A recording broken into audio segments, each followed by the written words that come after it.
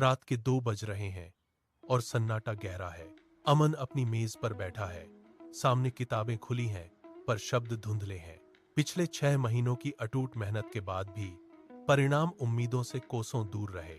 कमरे की दीवार पर टंगा कैलेंडर हर बीतते दिन की गवाही दे रहा है। उसने गुस्से और निराशा में अपनी कलम मेज पर पटक दी।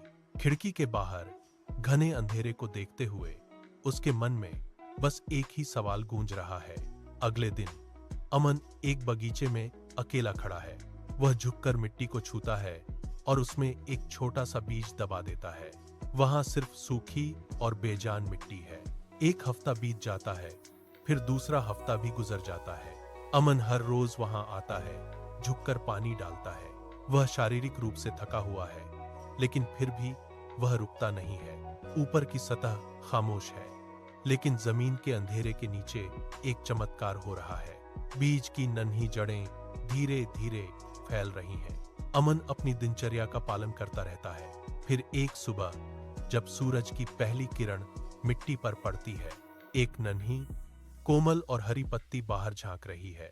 अमन उसे अपनी उंगलियों से छूता है। अब अमन वापस अपनी मेज पर लौट आया है। वह अपनी किताबें फिर से खोलता है। वह अब केवल परिणाम या भविष्य के बारे में नहीं सोच रहा। उसकी उंगलियां पन्नों पर चल रही हैं और वह अपनी कलम उठाता है। बाहर सूरज निकल रहा है, जो एक नई सुबह का प्रतीक है।